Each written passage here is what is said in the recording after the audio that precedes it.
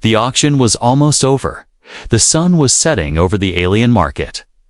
Casting long shadows across the dusty ground, traders were packing up, cages were being unlocked, and slaves were being taken away. One by one, buyers left with their new properties, some proud, some silent, some laughing.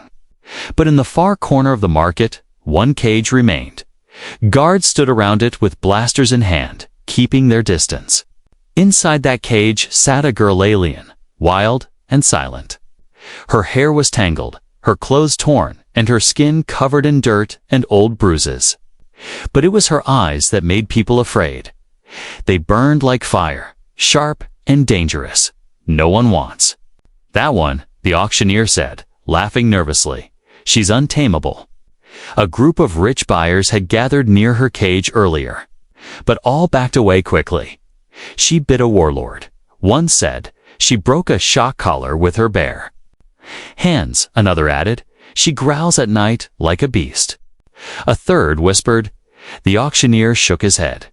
We've lowered the price 5 times. He said, still no one dares. Then someone stepped forward. He was a human, tall and quiet. Not dressed like a rich man, not wearing a weapon. His eyes were calm, but they saw everything. He walked slowly, his boots crunching the sand, and stopped in front of her cage. She looked up at him. Her eyes locked with his. For a moment, the whole market fell silent. He didn't speak. She didn't blink. Then the auctioneer laughed awkwardly. Sir, this one is dangerous. Might attack. You in your sleep won't obey commands, refuses food. She's not worth, I'll take her. The human said quietly. Everyone froze. Sir. The auctioneer asked, not believing his ears. I said, I'll take her, he repeated. His voice was calm, but firm. The guards stepped forward, confused. You don't understand. One said, she's not just wild, she's broken. She doesn't even speak. She's not broken, the human replied. She's surviving.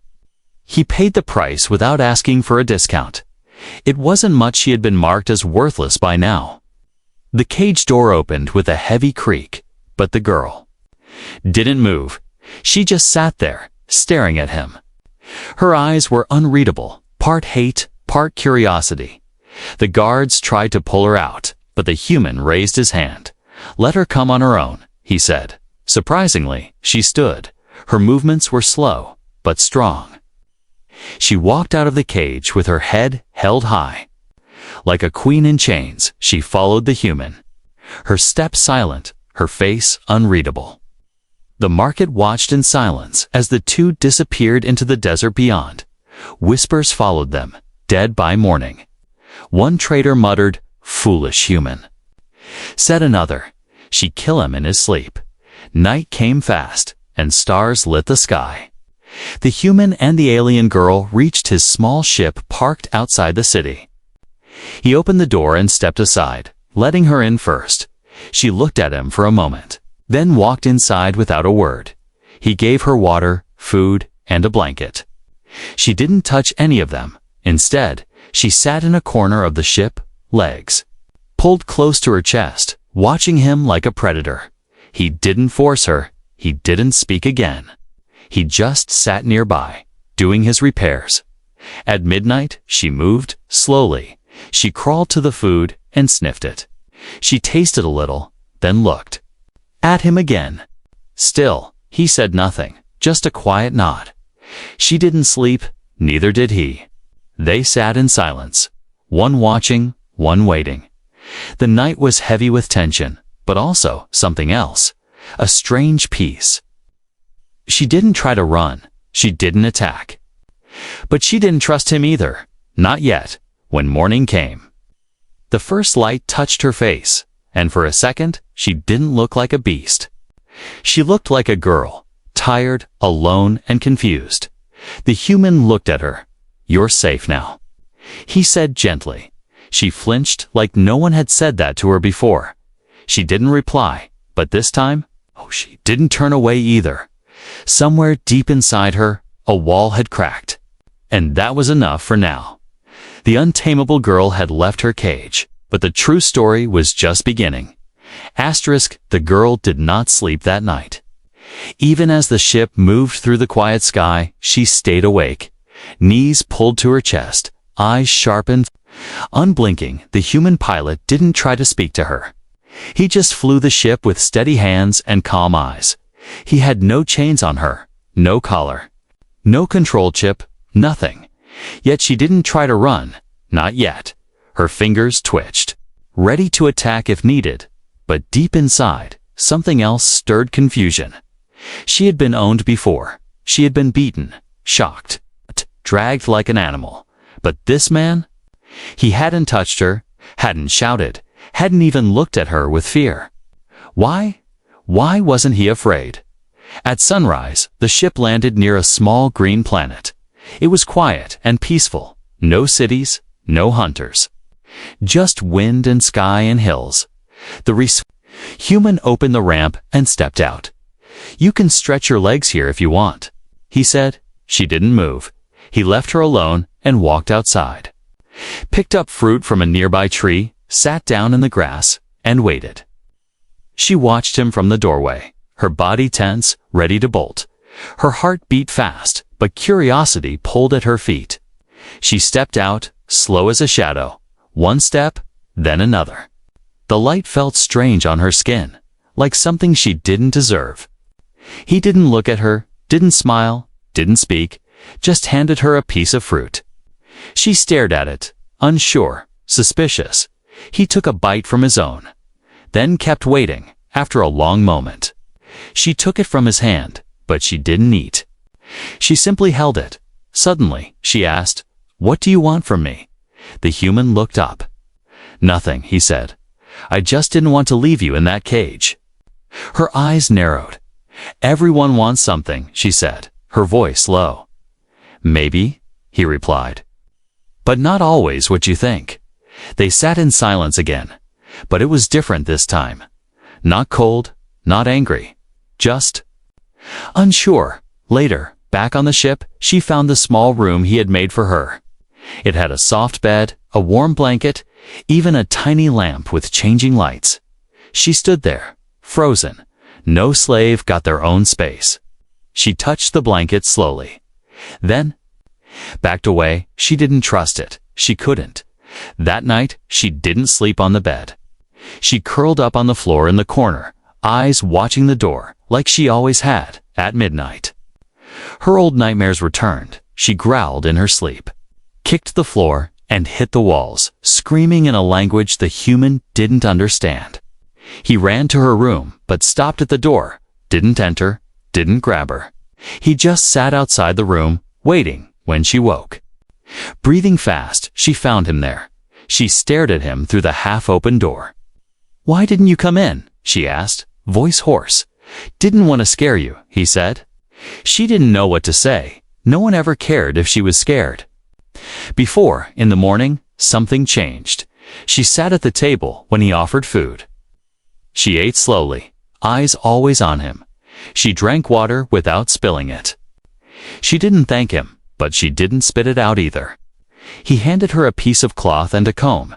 She took it, hesitated, then cleaned her face and began brushing her hair in rough strokes.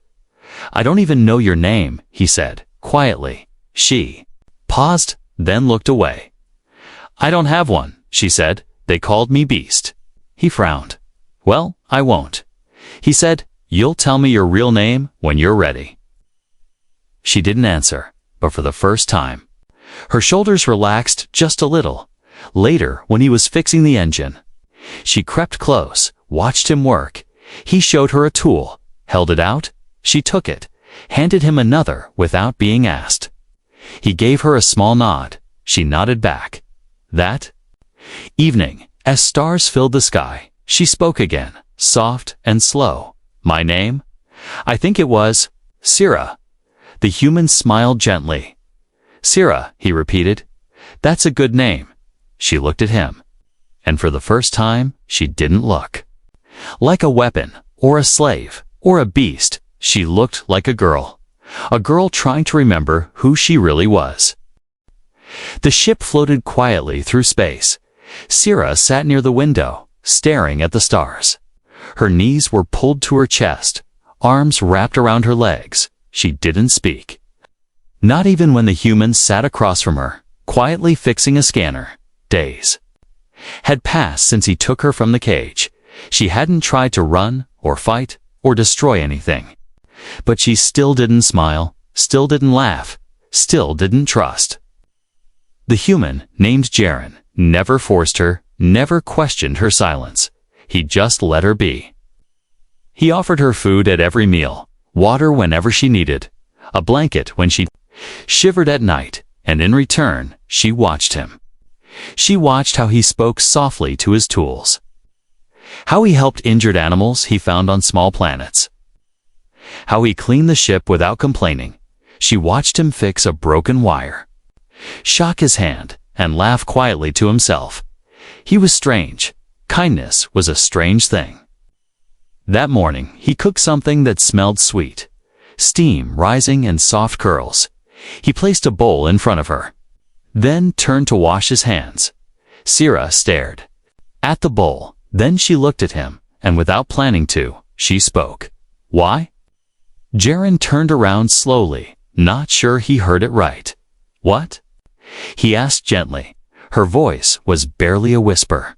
Why are you like this? He sat down, gave her a small smile. Like what? Not afraid. She said, not angry, not cruel. Jaren shrugged. Maybe because I don't see a beast. He said, I see someone who survived. Sierra looked down at her hands. Her fingers trembled. Her voice came again. Cracked and uncertain, they hurt me, she whispered, because I would not obey. I know, Jaren said quietly. They called me a monster, she said, voice rising.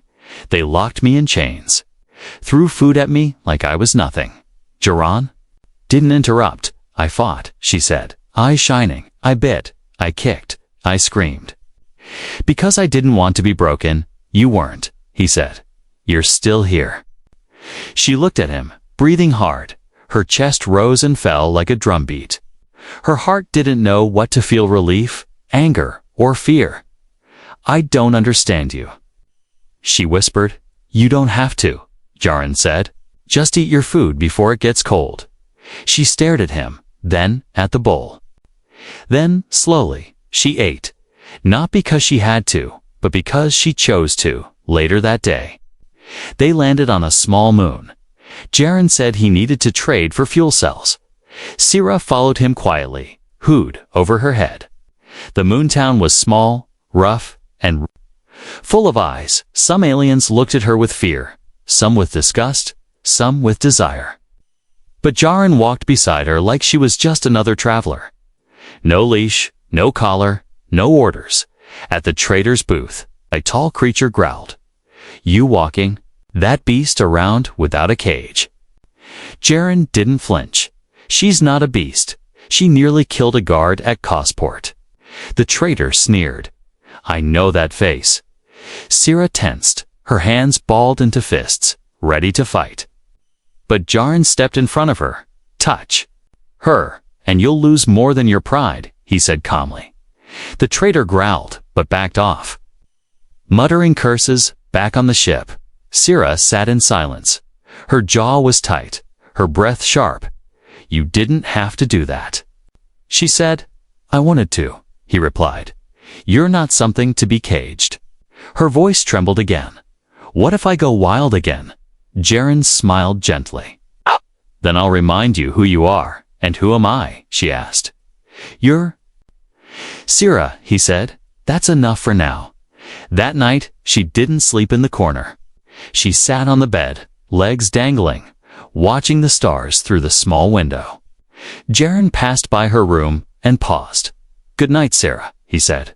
She didn't answer right away, but just before he walked away, her voice followed, soft and unsure. Good night. Jaren, it was the first time she said his name, and it made him smile. Behind the door, Sierra looked down at her hands again. They still shook sometimes, but they were no longer just weapons. They were hands that remembered how to hold, hands that might one day reach out for something more. The ship moved slowly through a quiet starfield. Jaren sat in the cockpit, watching the stars drift past. Sierra sat behind him, silent as always, but closer than before. She didn't hide from him anymore. She sat with her legs folded, her eyes focused on the controls. Her face was calm, but her mind was not. Something inside her was beginning to stir. Something old, something buried. Jaren looked back at her. "You want to try flying?" he asked with a smile. She blinked, surprised. "I've never." "Then, today's a good day to learn," he said. Moving aside, Sierra hesitated. But then stepped forward, sat down slowly in the co-pilot's seat. Her fingers hovered over the controls, unsure. "Easy," Jaren said, "like touching a river." She moved the ship forward with care. Her touch was light, but precise. "You learned fast," Jaren said, impressed. "I watched you," she replied, simply. For a few minutes, there was peace. Stars moved around them like slow fireflies. The ship hummed gently. Then a red warning light flashed on the screen. "Pirate beacon," Jaren muttered. "They're scanning ships near the moons." He quickly changed course. Pulled them toward a quiet asteroid field. "Hide in there," he said. "Keep us steady." Sierra followed his instructions like second nature, weaving through rocks and shadows. Her hands moved with speed and instinct. "You're a natural," Jaren said, breathing out, but Sierra didn't smile. Her face had gone pale. Her hands trembled slightly. "Are you okay?" he asked. She didn't answer. Instead, she reached back and scratched at her shoulder blade. Under her shirt. "What is it?" Jaren asked, noticing her discomfort. "Nothing," she said quickly. But her voice shook. Later that night, she sat alone in her room, her back against the wall, her breath shallow. Her eyes locked on the corner of the mirror. She slowly lifted her shirt and turned to look. There it was, glowing faintly under her skin. A strange mark, shaped like a circle with 3 sharp wings. It pulsed softly, like it was alive. She touched it, and pain flashed through her spine. She gasped, falling forward, hands on the floor. Her heart pounded. It had never glowed before, not until today. Suddenly, her door opened. Jaren stood there, worry on his face. "I heard you fall," he said, rushing to her. "Don't," she said quickly, pulling her shirt down. "Go away," he stopped. "Sierra, what's wrong?" "Nothing," she lied. But her voice cracked. He didn't listen. He sat down beside her, silent. After a long moment, she spoke. "There's something on my back." "Can I see it?" he asked softly. She looked at him, her eyes full of fear. "I don't know what it is," she whispered. "But it was burned into me years ago. They said it marked me as cursed." "Cursed?" Jaren asked. Why? She pulled up her shirt slowly. Revealing the mark, Jaren leaned in. His eyes narrowed. "I've seen this before," he said. Her heart stopped. "Where?" "In an old history file," he said. "It's not a curse, Sarah. It's royal." She froze. "What?" "This is the symbol of House Arvan," Jaren said. "They ruled one of the strongest empires in the Outer Rim. Until they were overthrown 15 years ago." She shook her head. "No. That's impossible." Jaren looked at her carefully. "How old were you when you were taken?" I don't remember," she said. "Everything is a blur, Sarah," Jaren said. "I think you're not just anyone. I think you're the last heir." Her eyes widened. "No," she said, standing up, pacing the room. "I can't be. I was nothing. I was a slave. A thing." "That's what they wanted you to believe," Jaren said, standing with her. "But this mark. It proves you're more." Tears filled her eyes. "I don't want to be more," she said. "More means hunted. More means war. But it also means truth," Jaren said. "And maybe justice." She sat down hard. "If they find out, they'll kill me. Then we'll make sure they don't," Jaren said. She looked at him. "Why are you still here?" "Because I promised to protect you." He said, "I never asked," she whispered. "You didn't have to," he replied. That night, she didn't sleep. She stared at her reflection in the mirror, touching the glowing mark. The girl who had once been locked in chains, called a beast, sold for scraps, now had royal blood running through her, and for the first time that terrified her more than any cage ever did. Sierra couldn't stop staring at the mark on her back, ever since it began to glow. Nothing felt safe anymore. Not the ship, not space, not even Jaren. But Jaren stayed calm.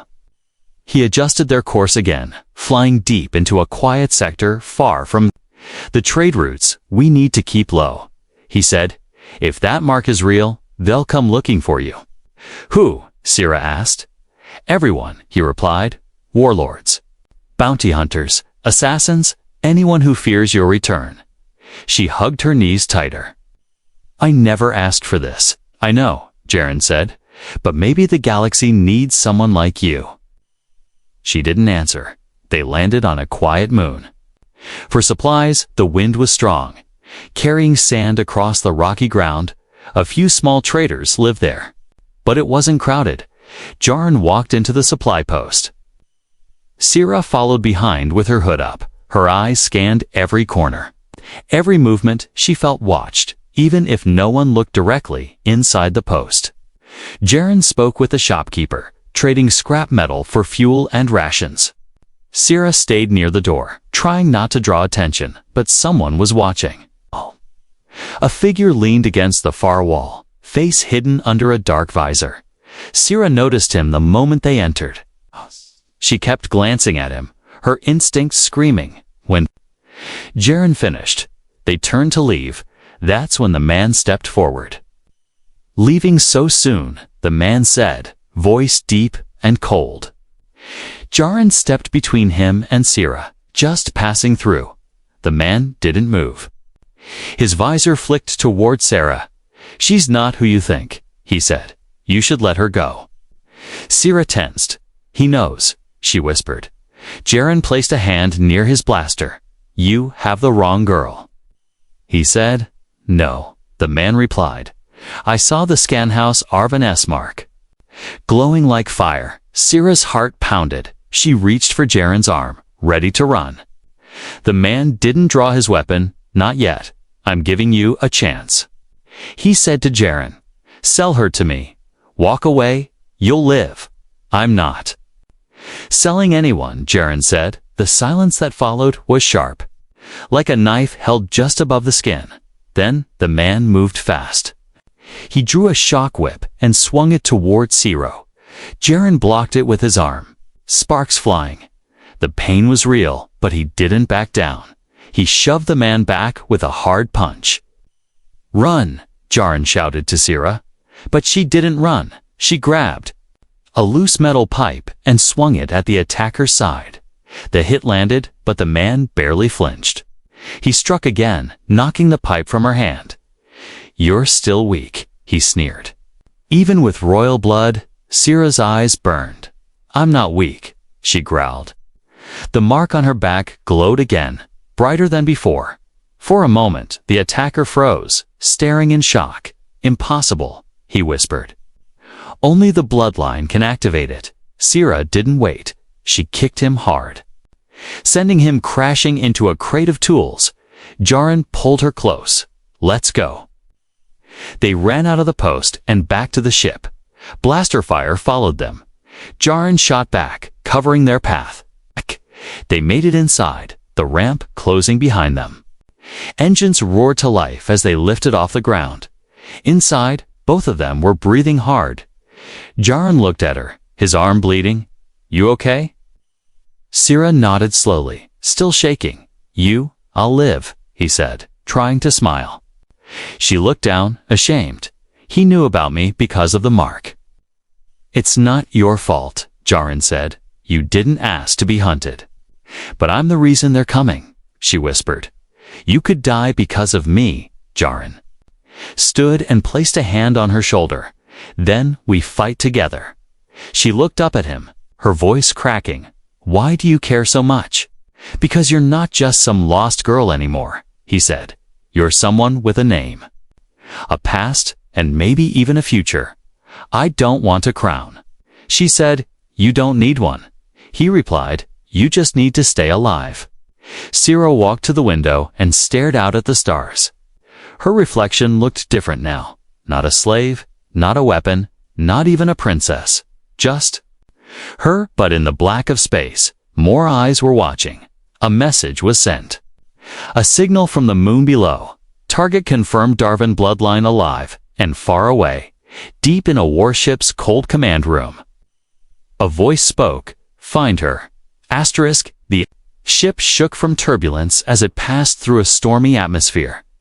Jaren gripped the controls tightly, guiding them down toward a hidden moon deep inside a nebula.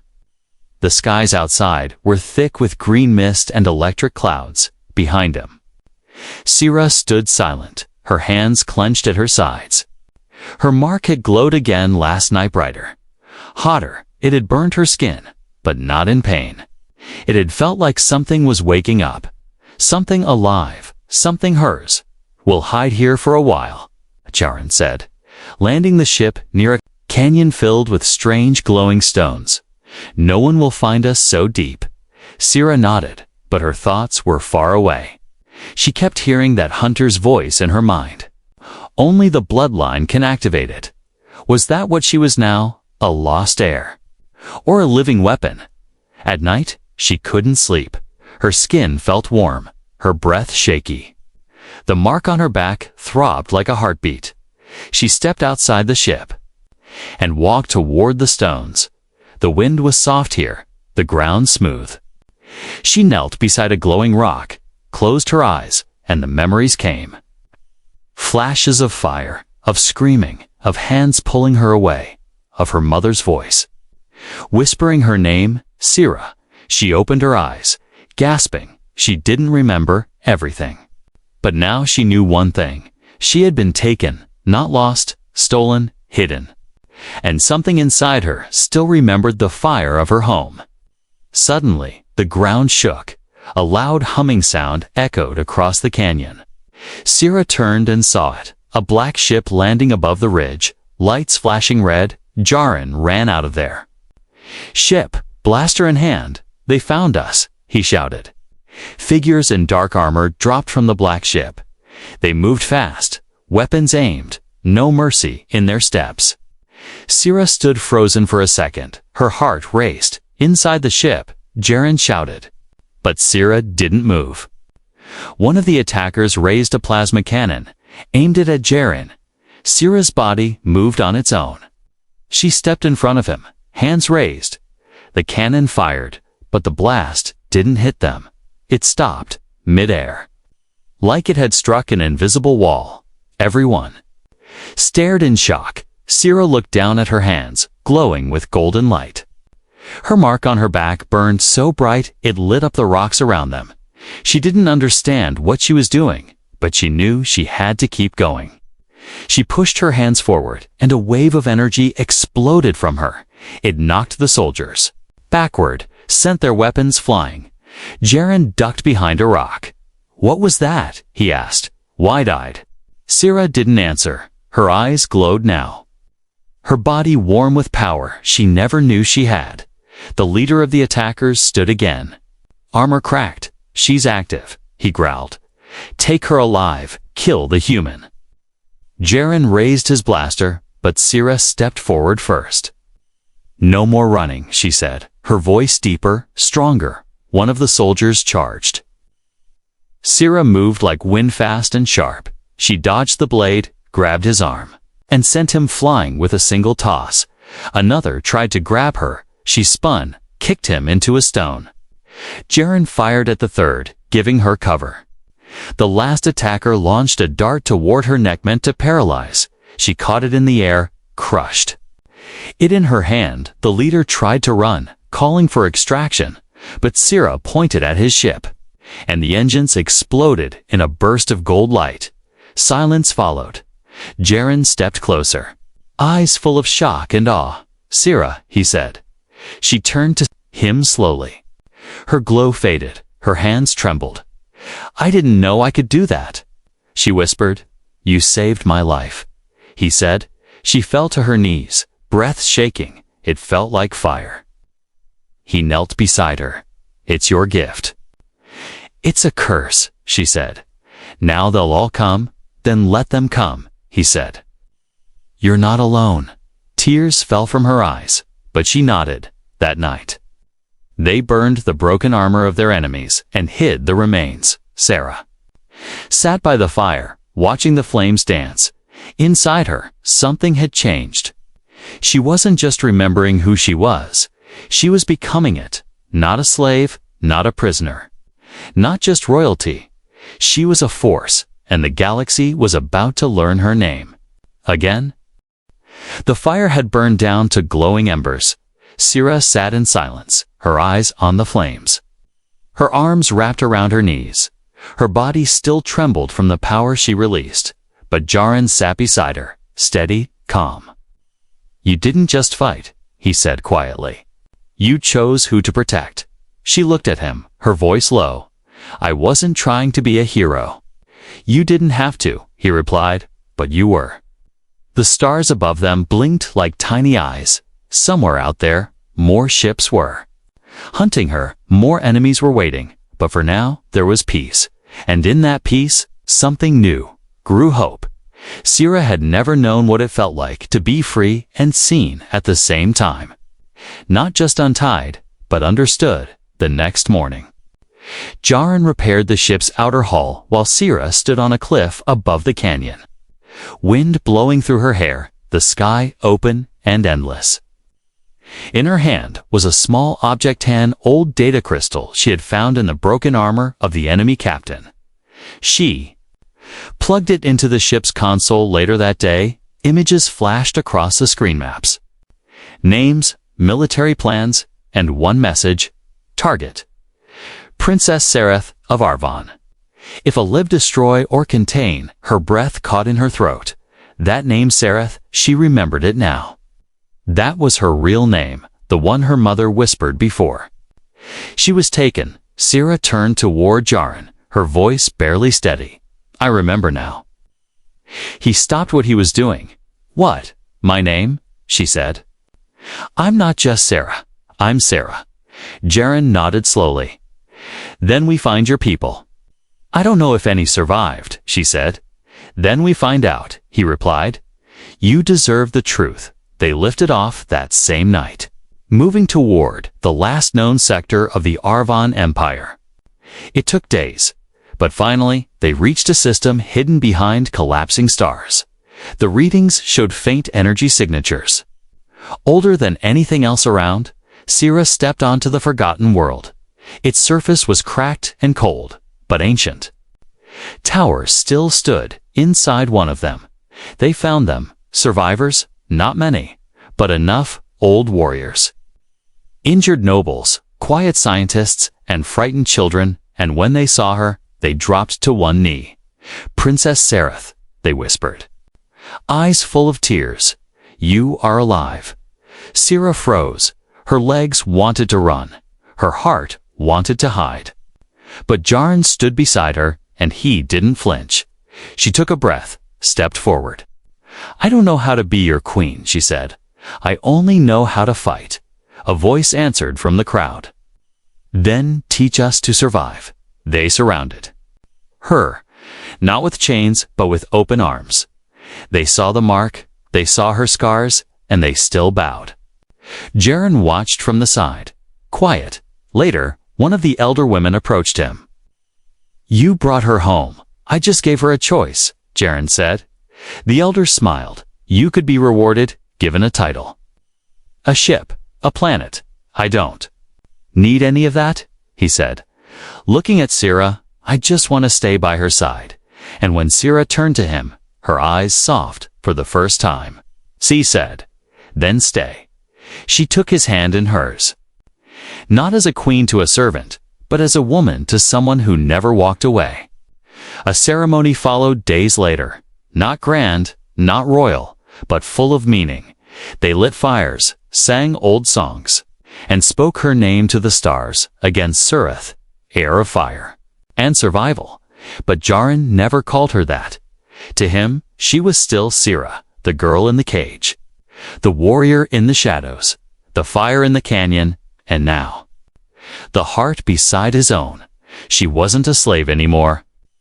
Not in chains, not in memory, not in name.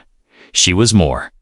And when others came to challenge her claim, she stood tall, not with rage, but with calm strength. Because she was no longer afraid of what she was and the galaxy. Once silent to her voice, now listened when she spoke.